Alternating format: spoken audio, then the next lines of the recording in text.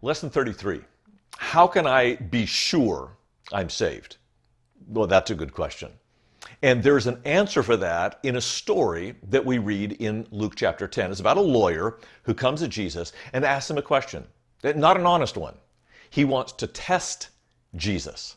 Listen. And behold, a lawyer stood up to put him to the test, saying, "Teacher, what shall I do to inherit eternal life?" And he said to him, "What is written in the law? How do you read it?" I think it's interesting. Jesus knows this guy would much rather talk than listen, so he throws the question back at him.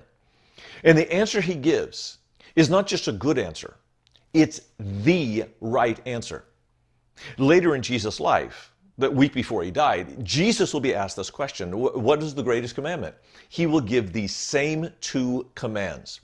The first, to love God with all your heart, soul, mind, and strength, that is called the Shema, because that's the first word in Hebrew. Shema Yisrael, Adonai Eloheinu, Adonai Echad. You should love the Lord your God with all your heart, and with all your soul, and with all your might. And the second, Jesus said, is like unto it. You are to love your neighbor as yourself. Well, that's exactly what the lawyer said.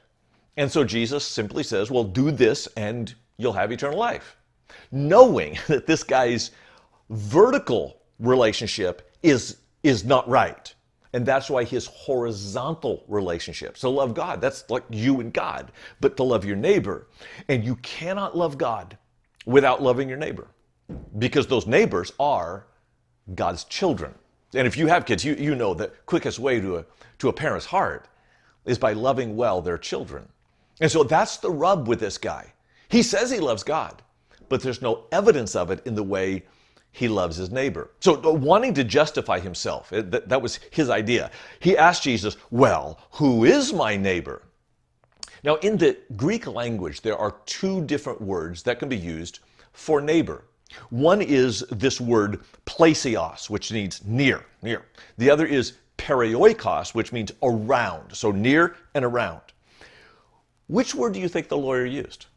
The near neighbor or the around neighbor? The broader category. Of course, he uses the near neighbor. I only want to love those who are right next to me, who are like, I will like those who are like me. And Jesus, interestingly, allows him that definition. Okay, here's your neighbor. You only have to love those who are like right next to you. But then he says, you gotta hear this story to understand who those near ones are.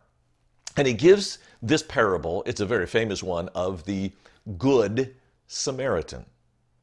There's no such thing as a Good Samaritan, not if you're a Jew. You see, their ancestral tribes had been at odds for years. From the Babylonian captivity of 722 BC, the northern tribes were taken away, and the Assyrians imported people they didn't want in their neighborhoods. And these undesirables intermarried with the Jews of Israel. And that's how they got the Samaritan race. Now, when the Babylonian captivity is over, years later, the southern tribes came back, started to rebuild the walls of Jerusalem and the temple of Jerusalem. And the Samaritans said, hey, let us help. Help? You have nothing to do with us. Go away.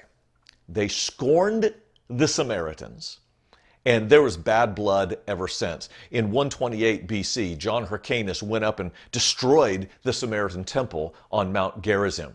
And the Samaritans retaliated by taking dead bones and sneaking into the temple in Jerusalem and scattering them about. It was bad. So, Good Samaritan? No such thing. The story is pretty simple. A guy goes down in what's called the Pas Damim from Jerusalem, which is like up in the mountains, 1,200 some odd feet, down to Jericho, which is almost 1,000 feet below sea level. It's a very dangerous road, a lot of robbers. And a guy gets mugged, and his possessions are gone. He's laying there for dead, and a priest comes by. Jesus says specifically he was going down. In other words, he's done his priestly duties. He's now going down.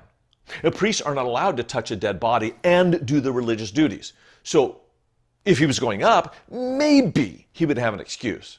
I don't think so. Human life should always trump religious duties. But maybe. But no, he's going down. He has no excuse. He just walked on the other side. Levite comes by, walks on the other side. Samaritan comes by, a Samaritan. And he helps the man. And what Jesus does at the end of the parable is absolutely genius. First thing he does, he changes the question from who is my neighbor to who is neighborly. And he asks the lawyer, who is neighborly? Not who is my neighbor, but who is neighborly. In other words, it's not about me, it's about the other.